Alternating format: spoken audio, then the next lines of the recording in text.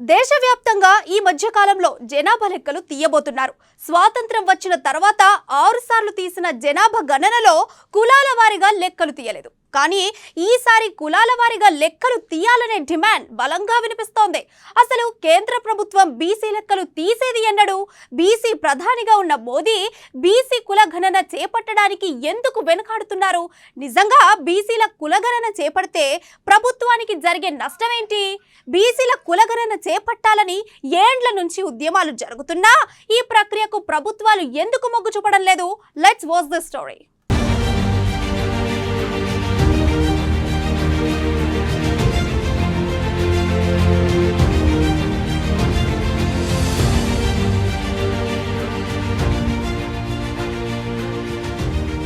గత కొన్ని ఏళ్లుగా అన్ని పార్టీలు, బీసీ సంఘాలు, రాష్ట్ర ప్రభుత్వాలు బీసీ కులగణను చేపట్టాలని డిమాండ్ చేస్తున్నాయి. బీసీ సంక్షేమ సంఘం, బీసీ ఫ్రంట్, ఇతర సంఘాలు సుప్రీంకోర్టులో కేసు వేయగా కోర్టు కేంద్రానికి నోటీసులు ఇచ్చింది. దీంతో ఈ అంశం జాతీయ స్థాయిలో చర్చకు దారితీసింది.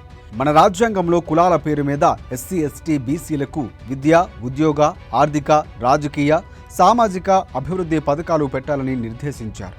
ఇందులో భాగంగా ఎస్సీ, ఎస్టీ, మైనార్టీ సామాజిక వర్గాల లెక్కలు మొదటి నుంచి తీస్తున్నారు.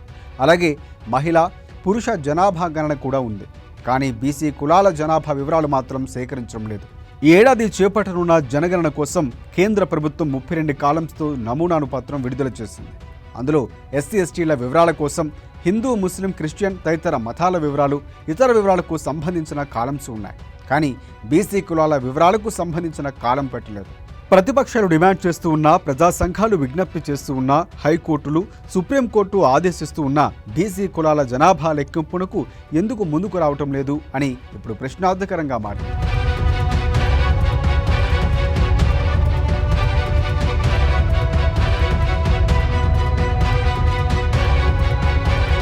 కానీ బీసీ కులాల వారీగా జనాభా లెక్కల వివరాలు సేకరించాల్సిన అవసరం ఎంతైనా ఉంది.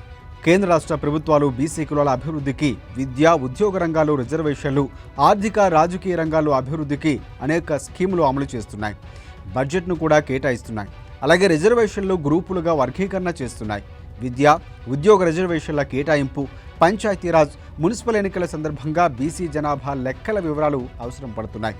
ఈ లెక్కలు లేకపోవడంతో రిజర్వేషన్ల శాతం నిర్ణయించడంలో ఇబ్బందులు ఎదురవుతున్నాయి. బీసీ జనాభా లెక్కలు లేకపోవడంతో గ్రామీణ అభివృద్ధి పథకాలు, ఇండ్ల పథకాలు, స్వయం ఉపాధి పథకాల్లో బడ్జెట్ కేటాయింపుల సమయంలో ప్రభుత్వాలు ఇబ్బందులు పడుతున్నాయి. ఇక ప్రస్తుతం కేంద్ర ప్రభుత్వం బీసీ రిజర్వేషన్లను గ్రూపులుగా వర్గీకరించడానికి జస్టిస్ రోహిణి చైర్మన్గా కమిటీ వేసింది. కులాల వారి జనాభా లెక్కలు లేకపోవడంతో ఈ కమిటీ వర్గీకరణ చేసి ఏ గ్రూపులకు ఎంత శాతం నిర్ణయించాలో తెలియక 3 ఏళ్లుగా తికమక పడుతోంది. ఇటీవల ఓ పార్లమెంటు సభ్యుడు అడిగిన ప్రశ్నకు సంబంధించిన శాఖ ఇచ్చిన సమాధానం చూశాక ఐఏఎస్, ఐపీఎస్ లాంటి ఆల్ ఇండియా సర్వీసెస్లో ఓబీసీ, ఎస్సీ, ఎస్టీ వారి ప్రాతినిధ్యం ఎంత క్రింది స్థాయిలో ఉందో ఆ గణాంకాలు అర్థం పట్టాయి. గత 5 ఏళ్లలో జరిగిన ఆల్ ఇండియా సర్వీసెస్ నియామకాల్లో ఓబీసీ వారు కేవలం 15.92% మాత్రమే ప్రాతినిధ్యం వహిస్తున్నారు. ఓబీసీలు అగ్రవర్ణ కులాల ఆధిపత్యం నుంచి బయటపడి ఆత్మగౌరవంతో బతకాలంటే రాజకీయంగా, విద్యాపరంగా ఉన్నత స్థితిలో ఉండాలి అంటూ అంబేద్కర్ బీసీలను ఉద్దేశించి నాడు దిశానిర్దేశం చేశారు. మన దేశంలో బీసీల సంఖ్య దాదాపుగా సగం ఉన్నప్పటికీ రాజకీయాల్లో, ప్రభుత్వ కొలువుల్లో వారి ప్రాతినిధ్యం నామమాత్రమే.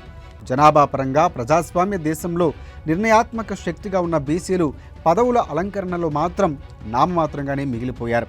పదవులు దక్కాలంటే అగ్రవర్ణ కులస్తుల వెనుక నిలబడి వారి భజన చేస్తూ వారి ప్రాపకం పొందితే గాని సగటు బీసీ నాయకుడికి పదవులు దక్కే పరిస్థితి లేదు. అదృష్టం కలిసొచ్చి మంత్రి పదవులు దక్కినప్పటికీ ప్రాధాన్యం లేని శాఖల్లో మోయాల్సిందే. ఇక ప్రభుత్వంలోని పరిపాలనా విభాగంలో కూడా ఇదే తంతు. కీలక పదవులైన ప్రభుత్వ ముఖ్య కార్యదర్శి, డీజీపీ మొదలగు స్థానాలు దాదాపుగా అందని ద్రాక్షణే.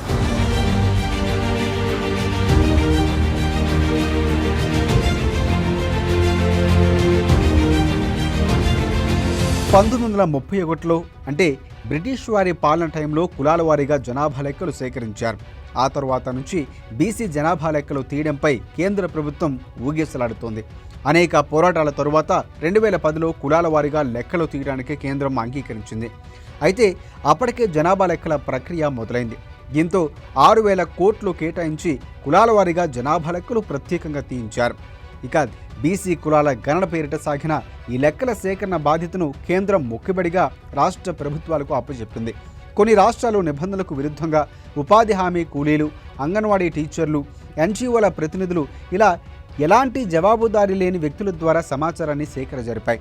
దీంతో ఈ లెక్కల్లో లక్షల తప్పులు దొర్లాయి. ఈ లెక్కల ద్వారా సమగ్ర పట్టిక తయారు చేయడానికి ప్లానింగ్ కమిషన్ మాజీ వైస్ చైర్మన్తో ఒక కమిటీ వేశారు. ఆ వివరాలు ఇప్పటి వరకు ప్రకటించలేదు. 2010లో బీసీ కులాల వారీగా లెక్కలు తీయాలని పార్లమెంట్లో బీజేపీ డిమాండ్ చేసింది.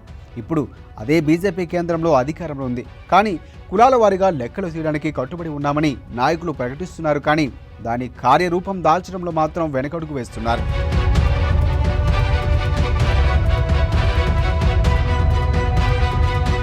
ఇక జనాభా లెక్కలు తీస్తే ఇప్పటి వరకు అణచివేతకు గురైన కులాల వారు తాము ఎక్కువ సంఖ్యలో ఉన్నామని తెలిస్తే తిరగబడి అన్ని రంగాల్లో తమ వాటా తమకు కావాలని అడుగుతారేమోననే ఆలోచనను ప్రభుత్వాలు చేస్తున్నాయని పలువురు అనుమానం వ్యక్తం చేస్తున్నారు. జనాభా లెక్కలు తేలితే విద్యా ఉద్యోగ రిజర్వేషన్లు పెంచాలని, స్థానిక సంస్థల రిజర్వేషన్లు పెట్టాలని డిమాండ్ ముందుకు వస్తుందని కూడా భావిస్తున్నారా అనేది తెలియాల్సి ఉంది. కులపరమైన సమాచారాన్ని సేకరించినట్లయితే దేశంలో ఆయా కులాల మధ్య ఘర్షణలు జరిగే అవకాశం ఉందని చెబుతూ ఇన్నేండ్లు కుల జనగణన చేయలేదా అనే అనుమానం కూడా వ్యక్తమవుతోంది.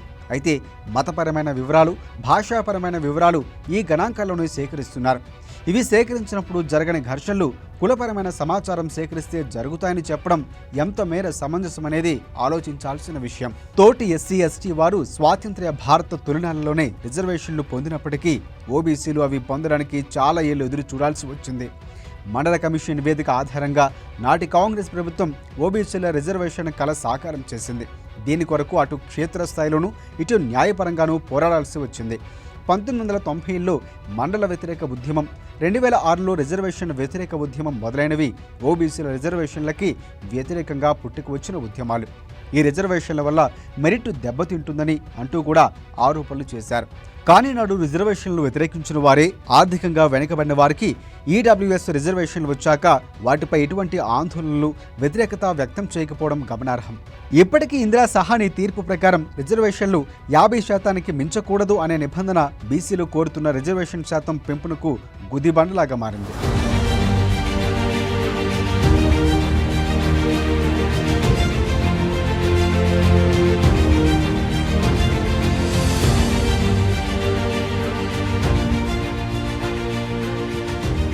ఇక రాజ్యాంగంలోని ఆర్టికల్ 15లో 4(5), 16లో 4(5) ప్రకారం బీసీల కులాలకు విద్యా ఉద్యోగాల్లో రిజర్వేషన్లు పెట్టాలని స్పష్టంగా ఉంది.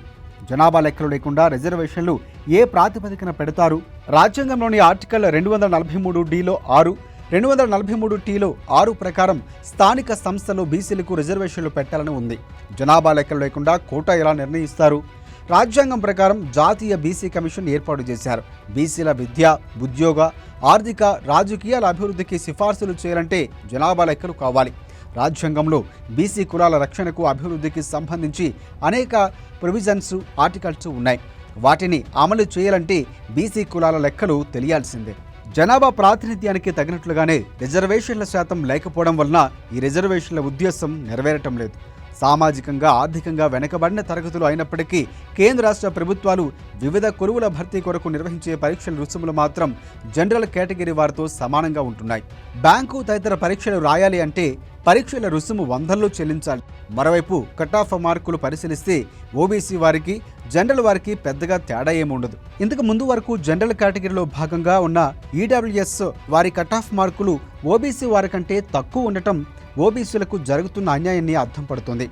ఇటీవల స్టాఫ్ సెలక్షన్ కమిషన్ ఎస్ఎస్సి నిర్వహించిన కీలకమైన సీజీఎల్ కంబైన్డ్ గ్రాడ్యుయేషన్ లెవెల్ పరీక్షలో కట్ ఆఫ్ సార్లు పరిశీలిస్తే జనరల్ వారితో సమానంగా ఉన్నాయి. దీంతో కార్యాలయాల చుట్టూ తిరిగి ఓబీసీ సర్టిఫికేట్ తీసుకుని పరీక్ష రాస్తే లాభం ఏంటి అని అభ్యర్థులు అసహనం వ్యక్తం చేస్తున్నారు.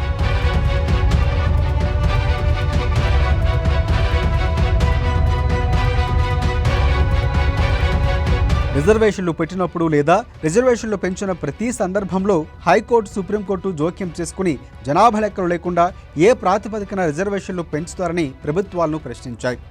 మండల కమిషన్ కేసు సందర్భంగా సుప్రీంకోర్టు బీసీ రిజర్వేషన్లు పెట్టినప్పుడు జనాభా లెక్కలు లేకుండా ఏ ప్రాతిపదికన రిజర్వేషన్ల శాతం నిర్ణయిస్తారని అడిగింది.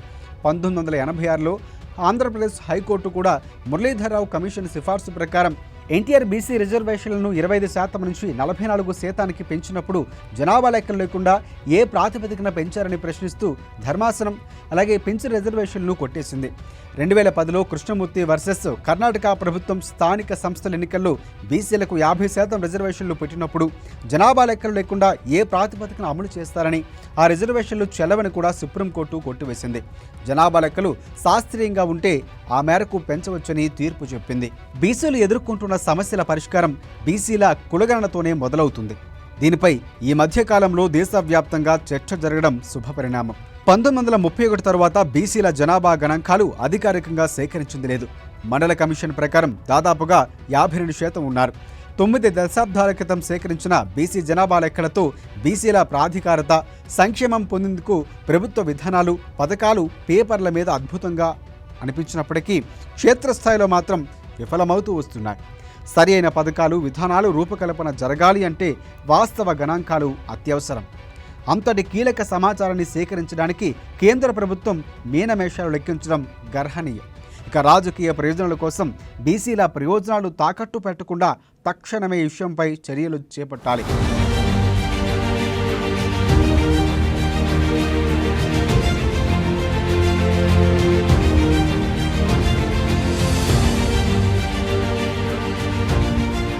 మండల కమిషన్ ద్వారా బీసీలకు రిజర్వేషన్లు దక్కినప్పటికీ అవి విద్యా, ఉపాధికే పరిమితం. రాజకీయాల్లో వీరు ఆర్థికంగా, సామాజికంగా ఉన్నత వర్గాల వారితో పోటీ పడాల్సిందే. దీంతో రాజకీయంగా నిలదొక్కునేందుకు బీసీ నేతలు వేళ్లపై లెక్కించవచ్చు. స్థానిక సంస్థల ఎన్నికల రూపంలో ఈ కోరిక పాక్షికంగా నెరవేరినప్పటికీ రాష్ట్ర, జాతీయ స్థాయి చట్టసభల్లో ప్రవేశానికి మాత్రం బీఫామ్ పొందడం నుంచి ఎన్నికల్లో గెలిచేంత వరకు చెమటోడాల్సిన పరిస్థితి. ఇక దేశ జనాభాలో సగం ఉన్నప్పటికీ పార్లమెంట్లో వీరి ప్రాతినిధ్యం 20%కి మించట్లేదు. ఈ పరిస్థితి మారాలి అంటే రాజకీయాలకు కూడా బీసీలకు రిజర్వేషన్లు కల్పించినప్పుడే సామాజిక న్యాయం వికసిస్తుంది. కేంద్ర బీసీ జాబితాలో దాదాపుగా 2500 కులాలు ఉన్నాయి. కేవలం 13 కులాలు మాత్రమే ఈ ఓబీసీ రిజర్వేషన్ల ఫలాలను అందుకుంటున్నాయి. ఇందులో ఇక ఈ పరిస్థితి మారాలి అంటే బీసీ ఉపకులాల వర్గీకరణపై జస్టిస్ రోహిన్ కమిషన్ త్వరితగతిన నివేదిక ఇచ్చి దాన్ని ప్రభుత్వం జాప్యం చేయకుండా అమలు చేయాలి. బీసీల్లో మేము ఎక్కువ, మేము తక్కువ అనే భావన తొలగిపోవాలి. బీసీ కులాల మధ్య ఐక్యత లోపించడం వారి ప్రయోజనాల సాధనలో అడ్డంకిగా మారింది. అందరూ సోదర భావంతో ఒకే గొడుగు కిందకు వచ్చి బీసీల హక్కులపై పోరాడారు.